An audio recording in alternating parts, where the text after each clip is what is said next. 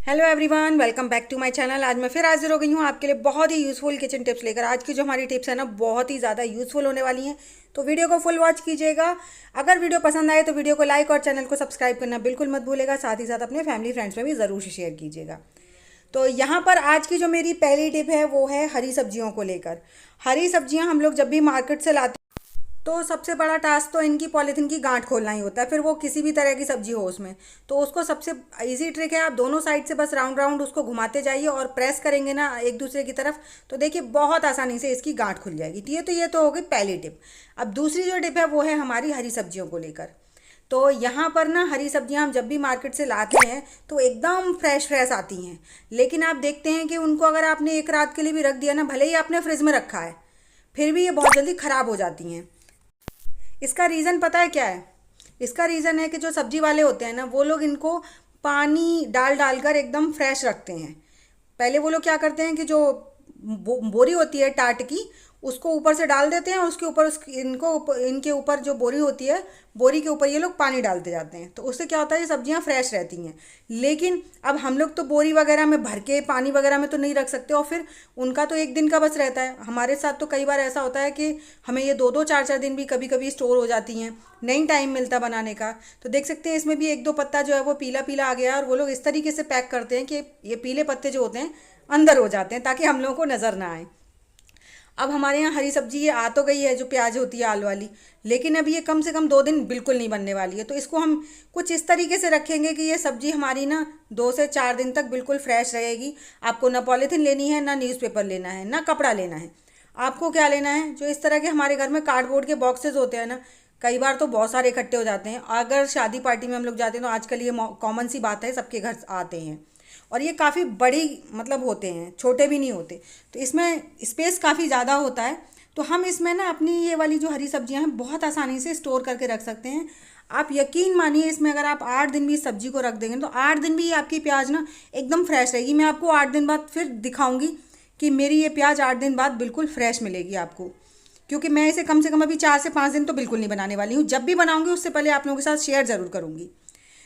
तो यहाँ पर मैंने इसको अच्छे से पैक कर दिया है। अब हम इसको, अगर आपको 8 ज़्यादा दिन के लिए स्टोर करनी है, मुझे 4 दिन के लिए करनी है, तो मैं इसे एज़ यूज़ुअल ऐसे ही रख दूँगी। अगर आप इसको और भी ज़्यादा रखना चाहते हैं तो आप इसके ऊपर से एक और जो कॉटन का कपड़ा होता है ना, हल्का सा गीला करके उसे रख दीजिए। मैं धनिया पत्ती के साथ ऐसा करती हूँ। धनिया पत्ती को भी मैं कार्डबोर्ड के बॉक्स में रखूँगी, लेकिन इसको क्या करूँगी, मैं इसके ऊपर कॉटन का जो हमारा टॉवल होता है किचन हैंकी, उसको हल्का सा गीला करूँगी। उसमें पानी बिल्कुल नहीं रखूँगी, बस हल्का सा गीला है, और उसे इसके ऊपर से रख दूँगी। क्योंकि धनिया पत्ती बहुत जल्दी ख़राब होती है, और धनिया पत्ती जब तक हरी ना हो ना, तो ना तो वो सब्जी में टेस्ट अच्छा लगता है, ना ही डेकोरेशन के लिए अच्छी लगती है। तो इस तरह से जब भी आप अपनी हरी सब्जी को स्टोर करेंगे ना, आप देखेंगे ये काफ़ी टाइम तक एकदम ऐसे ही फ्रेश बनी रहेंगी। तो आई होप आपको ज़रूर पसंद आई होगी। छोटा सा आइडिया है, कबाड़ से भी हमने जुगाड़ कर लिया है। ये वेस्ट ही हो जाते हैं हमारे जो कागज़ के डब्बे होते हैं। तो चलिए इसी के साथ बढ़ते हैं नेक्स्ट आइडिया की तरफ। नेक्स्ट आइडिया है मेरा चीनी स्टोर करने को लेकर।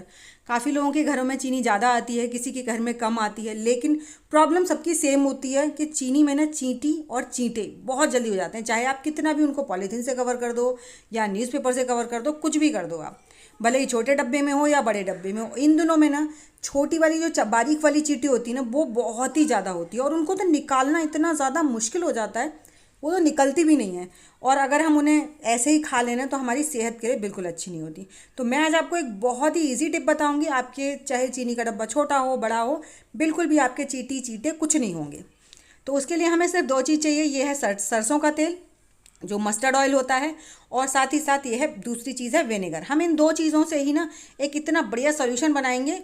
और विनेगर इसमें हमें सिर्फ आधा चम्मच डालना है, और इन दोनों चीज़ों को आपस में बहुत अच्छे से मिक्स कर लेना है। अब जब आप इसको इसमें डाल देंगे ना चीनी में, तो आप देखेंगे कि इसमें बिल्कुल भी चींटी चींटे कुछ भी, कोई कीड़ा मकोड़ा आएगा ही नहीं इसके पास में। अब आप बोलेंगे चीनी के अंदर डाल देंगे तो चीनी ख़राब नहीं होगी। नहीं जी, चीनी के अंदर थोड़ी ना डालना है इसको। अब इसको कैसे इस्तेमाल करना है उसको आप देखते जाइए। आपको क्या करना है, जो भी आपका कंटेनर है उसके बाहर बाहर जो ढक्कन वाला एरिया होता है ना, बस वहाँ पे आप हल्के हाथ से या ब्रश से किसी से भी आप इसको इस तरह से लगा दीजिए। फिर आप इसके कहीं पर भी रख दीजिए। ये अगर अब जैसे हमारे ये कंटेनर बड़े बड़े हैं, तो ये चीनी 1-2 महीने में तो ख़त्म होने वाली नहीं है, कम से कम 6-7 महीने चलेगी। तो हम क्या करेंगे, इसको अभी लगा देंगे, फिर 2 महीने बाद फिर से लगा देंगे। तो इसमें इस तरीके से चींटी चींटे कुछ भी नहीं होता है, चीनी ना ऐसे ही बनी रहती है। क्योंकि कई बार तो ऐसा होता है बच्चे ही ढक्कन खुला छोड़ देते हैं, तो हम क्या करेंगे, ढक्कन वाले पार्ट पे भी लगाएंगे और जो इसका अंदर वाला पार्ट होता है ना उस पर भी लगाएंगे। जिससे क्या होगा कि अगर ढक्कन एक बार को खुला भी रख दिया है तो इनमें चींटे चींटे न जाएँ। तो आई होप छोटी सी टिप थी, आपको ज़रूर पसंद आई होगी। तो अगर टिप पसंद आई हो तो लाइक शेयर सब्सक्राइब ज़रूर कीजिएगा। साथ ही साथ मुझे कमेंट करना बिल्कुल मत भूलेगा कि आप मेरी वीडियो किस गांव या किस शहर से देख रहे हैं, ताकि मैं आपको थैंक्स कर सकूं। और साथ ही साथ ये भी बताइएगा कि आपको मेरी कौन सी टिप सबसे ज़्यादा पसंद आई है। तो चलिए इसी के साथ बढ़ते हैं नेक्स्ट टिप की तरफ। नेक्स्ट टिप जो है वो है मेरी दूध का, जो हम घर में दूध से पनीर बनाते हैं उसको लेकर। कई बार ना कई लोगों के साथ ये बहुत बड़ी प्रॉब्लम होती है कि वो लोग पनीर तो बनाते हैं लेकिन वो प्रॉपर तरीके से पनीर बनता नहीं है। कई बार तो दूध आधा फट जाता है और आधा फटता ही नहीं है, तो या फिर पनीर बहुत ज़्यादा स्टिकी हो जाता है। तो उन सारी समस्याओं के लिए एक बहुत सिंपल सी स्टेप है, आप स्टेप बाय स्टेप फॉलो कीजिए, आपका पनीर सॉफ्ट भी बनेगा और एक बार में पूरा दूध फटेगा। तो यहाँ पर पहले हमारा जब दूध खौल गया उसके बाद हमने इसमें डाल दिया था आधा पौना ग्लास पानी ठंडा, ठीक है। और जैसे ही हमारा पानी को डाले हमें कुछ सेकंड्स हुई, उसके बाद मैं यहाँ ले रही हूँ साटरी दूध को फाड़ने के लिए। आप चाहे तो विनेगर, नींबू या टाटरी किसी का भी इस्तेमाल कर सकते हैं। मैं यहाँ पर मैक्सिमम टाइम साटरी का इस्तेमाल करती हूँ क्योंकि मुझे पनीर छेना के लिए चाहिए, है ना। जब छेना के लिए पनीर फाड़ते हैं तो मैक्सिमम टाइम आप साटरी से ही फाड़ते हैं, है ना। तो जैसे हमने इसमें पनीर में इस साटरी को डाला है ना, उसके बाद आप 1-2 बार बस उसे चलाइए और फिर छोड़ दीजिए। आपको ना दूध कंटिन्यूस चलाना नहीं है। अगर आप चलाते रहेंगे ना तो देखेंगे आपका दूध ना प्रॉपर तरीके से नहीं फटेगा, कुछ कण फट जाएंगे और कुछ कण रह जाएंगे। तो आप इसको गैस को एकदम सिम रहने दीजिए, गैस बंद बिल्कुल मत कीजिएगा, बिल्कुल सिम पे कर दीजिए और आप इसे बस 1-2 बार बीच में चलाइए और फिर आप रुक जाइए। ऐसा जब करेंगे तो आपका पनीर ना बहुत ही अच्छा बनेगा। अब हमारा ये जो पनीर है वो है गाय के दूध का। अब गाय के दूध के पनीर के साथ सबसे बड़ी प्रॉब्लम क्या होती है, वो हो जाता है पीला पीला। तो देख सकते हैं इसका पनीर हमारा पूरा फट गया है, तो ये पीला पनीर हो गया है, थोड़ा सा ना इसका कलर चेंज रहता है। अब इसको सफ़ेद करने का सबसे बड़ा बढ़िया तरीका क्या है कि आप लीजिए जो फिटकरी होती है ना, वो यहाँ पर मैंने थोड़ी सी फिटकरी ली है और इसे मैं बारीक पीस कर रख लेती हूँ और फिटकरी को डालकर आप इसको थोड़ा सा चला दीजिए। इस तरीके से आपका पनीर सॉफ्ट भी बनेगा, एकदम वाइट बनेगा और काफ़ी अच्छी क्वांटिटी में बनेगा क्योंकि हमारा जो दूध है ना वो बहुत अच्छी तरीके से फट जाता है। अब आप देख सकते हैं इसमें कहीं पर भी आपको दूध का कण नहीं दिखाई दे रहा होगा, छेना बिल्कुल अलग है और पानी बिल्कुल अलग है। तो आई होप छोटी छोटी टिप्स थी, आपको ज़रूर पसंद आई होंगी। तो ये जो मेरी वीडियो है ना नेक्स्ट टिप, वो मेरे एक व्यूवर्स की रिक्वेस्ट है कि अगर राशन में कीड़े हो गए हैं तो उस कीड़ों को कैसे निकालें। अब ना हो उसके लिए तो बहुत सारे इंतज़ाम हैं, लेकिन अगर हो गए हैं तो कैसे निकालें। तो ये मेरे चावल हैं, मैं आपको चावल दाल किसी में भी आप इस प्रोसेस को कर सकते हैं फॉलो, जैसे मैं बता रही हूँ। चावल के साथ सबसे बड़ी प्रॉब्लम क्या होती है कि आप इनको धूप में नहीं सुखा सकते हैं।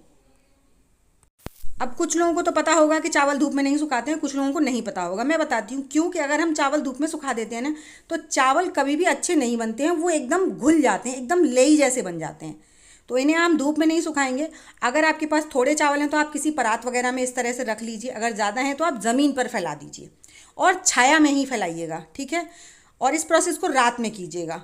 उसके बाद हमारे चावल थोड़े हैं क्योंकि मैं आपको दिखा रही हूँ, और उसके बाद उसमें आप कोई भी बर्तन अच्छे से पूरी तरह से दबा दीजिए कि बर्तन बिल्कुल चावल की लेवल में आ जाए। चावल उसके अंदर ना जाए लेकिन चावल उसके लेवल में आ जाए, जो भी आपका है, दाल है, चावल है, जो भी है, ठीक है। उसके बाद आपको क्या करना है, हमारे घर में सबके में होता है जो हम चाइनीज़ में इस्तेमाल करते हैं, चाइनीज़ फूड में, विनेगर वाइट वाला। आप ये वाइट वाला विनेगर लीजिए और इस बर्तन को, जो भी हमने बर्तन रखा है चौड़े मुँह का, उसको पूरा फुल कर दीजिए। पूरा फुल करना है आपको, खाली नहीं रखना है इस बर्तन को, ठीक है। विनेगर की जो स्मेल होती है ना वो कीड़े मकोड़ों को बिल्कुल पसंद नहीं होती है। अब हमारे जो कीड़े मकोड़े होंगे ना वो इसकी स्मेल से बहुत जल्दी बाहर निकलने की कोशिश करेंगे। इसीलिए मैंने आपसे बोला कि आपको इसमें ना चौड़े बर्तन में या फिर ज़मीन पर रखना है। साथ ही साथ अगर आपके उसमें ज़्यादा कीड़े हो गए तो आप थोड़ी सी उसके ऊपर लौंग वगैरह डाल दीजिए। बस ऐसे ही फैला दीजिए, ऐसा नहीं है आपको उनको कोई शेप देनी है या उनको अंदर डालना है, बिल्कुल नहीं। आप ऐसे ही उसके ऊपर फैला दीजिए थोड़ी सी लौंग। तो इस प्रोसेस को आप रात में कर दीजिए और आप देखेंगे सुबह तक आपके जिसमें भी कीड़े हो गए हैं ना वो सारे कीड़े साफ़ हो जाएंगे। तो इन छोटी टिप्स से आपका राशन कोई भी हो, दाल चावल गेहूँ कुछ भी हो, सारे कीड़े मकोड़े इस तरीके से निकल जाएंगे। यहाँ तक कि अगर आपके ड्राई फ्रूट्स वगैरह में भी हो गए हैं ना, तो भी आप इस प्रोसेस को कर सकते हैं, आपके सारे कीड़े मकोड़े भाग जाएंगे। तो आई होप आपको मेरी ये टिप ज़रूर पसंद आई होगी। तो चलिए इसी के साथ बढ़ते हैं नेक्स्ट टिप की तरफ। तो जो मेरी नेक्स्ट टिप है, टॉयलेट हो या फिर हो बाथरूम साफ़ करने को लेकर, टॉयलेट साफ़ करना हो या बाथरूम साफ़ करना हो, ये सबको ना बहुत ही ज़्यादा झंझट वाला लगता है। लेकिन मैं आज आपको बहुत ही अच्छी टिप्स बताऊंगी जिससे आपको हाथ नहीं लगाना पड़ेगा और आपके टॉयलेट, बाथरूम, टाइल्स और जो हमारे टैब होते हैं वो सारे बिल्कुल साफ़ हो जाएंगे बिना हाथ लगाए। तो यहाँ पर उसके लिए हमने लिया है 1 चम्मच भर के बेकिंग सोडा और 1 चम्मच भर के लिया है हमने डिटर्जेंट पाउडर। डिटर्जेंट पाउडर आप कोई भी ले सकते हैं जो भी आपके घर में अवेलेबल हो, ठीक है। इन दोनों चीज़ों को कर लीजिए अच्छे से मिक्स, बढ़िया तरीके से मिक्स कर लीजिए, क्योंकि कई बार ऐसा होता है जो बेकिंग सोडा होता है ना उसमें थोड़ी सी डलियाँ बन जाती हैं, हल्की सी भी अगर सीलन पकड़ लेता है तो उनको अच्छे से फोड़ लीजिए और मिक्स कर लीजिए। तो हम सिर्फ इसमें 3 चीज़ों का इस्तेमाल करेंगे और आप देखेंगे इतना स्ट्रॉन्ग सोल्यूशन बनकर तैयार होगा कि आपकी फिर वो कहीं पर भी कोई भी चीज़ बहुत ज़्यादा गंदी हो रही हो वो बिल्कुल चमक उठेगी। तो यहाँ पर हम लेंगे 2 चम्मच भर के विनेगर, 2 से 4 चम्मच तक आप विनेगर ले सकते हैं और ये आपकी क्वांटिटी के ऊपर डिपेंड करता है आपको कितना बनाना है। और जैसे ही हम विनेगर डालेंगे तो सोडा में और सर्फ में रिएक्शन होगा, तो ये इस तरीके से सॉल्यूशन जो है हो जाएगा। तो कई बार तो ऐसा होता है कि कुछ लोगों को ना हार्पिक वगैरह एलर्जी करता है, तो आप उससे टॉयलेट वगैरह साफ़ नहीं कर सकते हैं, टाइल्स नहीं साफ़ कर सकते हैं। तो इस सॉल्यूशन से ना तो आपको कोई एलर्जी होगी, ना ही आपको कोई परेशानी होगी, और जितना हार्पिक से भी साफ़ नहीं होता ना उतना इससे साफ़ हो जाएगा। तो ये हमारा सॉल्यूशन एकदम बढ़िया तरीके से बन के तैयार हो गया है। अगर आप ज़्यादा बना रहे हैं तो किसी चौड़े बर्तन में लीजिएगा, क्योंकि ये एक साथ ना बहुत स्पीड में ऊपर के लिए भागता है, क्योंकि जैसे ही हम इसमें विनेगर ऐड करते हैं तो दोनों में रिएक्शन होता है, सोडा में और विनेगर में, तो इसमें बहुत स्पीड में बबल्स उठते हैं। थोड़ी देर बाद वो शांत हो जाते हैं, तो हम इस चम्मच को रख देते हैं और चलिए चलते हैं बिना हाथ लगाए। सबसे पहले हम टैब साफ़ करेंगे, फिर उसके बाद करेंगे टाइल्स साफ़, और देखेंगे कि बिना हाथ लगाए ना आप कितनी आसानी से साफ़ कर सकते हो। तो देखिए ये मेरा टैब है, इस पर ना काफ़ी ज़्यादा साबुन के और उसके निशान पड़ गए हैं। तो इनको हम बिना हाथ लगाए सिर्फ ब्रश से, हल्के हाथ से ही बस ब्रश लगाना है, ऐसा नहीं है बहुत सारा हमें इसमें ब्रश लगाना है या बहुत रगड़ना है, कुछ नहीं। बहुत जल्दी से आपका टैब एकदम नए जैसा चमक उठेगा। बस आपको जहाँ जहाँ आपका टैब वगैरह गंदा है, या वॉश बेसिन हो या टाइल्स हो, कुछ भी हो, आप इस सोल्यूशन में डिप कीजिए ब्रश को और उस पर हल्के हाथ से फिरा दीजिए। आप देखेंगे सारी चीज़ें आपकी एकदम चमक उठेंगी, एकदम नई जैसी। तो इस तरह से ना आपके कितने भी गंदे हों श्रिंक, यहाँ तक कि इससे आप अपनी श्रिंक भी साफ़ कर सकते हैं, क्योंकि आपने देखा होगा स्टील की श्रिंक वगैरह अगर हम हार्पिक से साफ़ करते हैं ना तो उसमें काले काले निशान पड़ जाते हैं। तो आपको ये सारी प्रॉब्लम्स बिल्कुल नहीं होने वाली हैं, ना ही आपके हाथों को कोई एलर्जी होगी, और आप अपनी सारी चीज़ों को साफ़ कर सकते हैं। तो देखिए हमारा टैब एकदम से चमक गया है। तो चलिए चलते हैं बाथरूम में। बाथरूम की टाइल्स अभी देखिए कितनी गंदी हो रखी है, मैं महीने में 1 बार करती हूँ। तो इसको हम इसी सॉल्यूशन से कर देते हैं, क्योंकि मुझे हार्पिक से बहुत जल्दी एलर्जी हो जाती है, तो मैं हार्पिक इस्तेमाल नहीं करती हूँ और मैं बस इसी सॉल्यूशन को बनाती हूँ, और बड़े वाले ब्रश से या फिर छोटे वाले ब्रश से बहुत ही आसानी से हम इसे साफ़ कर लेते हैं, और आपको कुछ भी ज़्यादा झंझट नहीं लगता है, बहुत आसानी से साफ़ हो जाती है। कितनी भी गंदगी लग रही हो आपके बाथरूम की टाइल्स में, सारी गंदगी साफ़ हो जाएगी। तो देखिए मैं अभी आपको पूरा साफ़ करके दिखाती हूँ, बहुत ही आसानी से बिना ज़्यादा रगड़ा पट्टी के ये चीज़ें हमारी साफ़ हो जाती हैं। तो हमने इसे अच्छे से लगा दिया है, और लगाकर आप इसे चाहे तो 1-2 मिनट के लिए छोड़ सकते हैं, लेकिन मैंने आपको साथ के साथ पानी डाल के दिखाया। देखिए बिल्कुल हमारी जो टाइल्स हैं एकदम चमक गई हैं, कोई ज़्यादा रगड़ा पट्टी नहीं करनी पड़ी है। तो आई होप आपको मेरी सभी टिप्स पसंद आई होंगी। टिप्स अगर पसंद आई हो तो लाइक शेयर सब्सक्राइब ज़रूर कीजिएगा, और मुझे कमेंट कर ज़रूर बताइएगा कि आपको मेरी सबसे ज़्यादा कौन सी टिप अच्छी लगी है। तो चलिए ऐसी अमेजिंग टिप्स और ट्रिक्स के साथ मैं मिलती हूँ आपको अपनी नेक्स्ट वीडियो में। तब तक के लिए बाय बाय।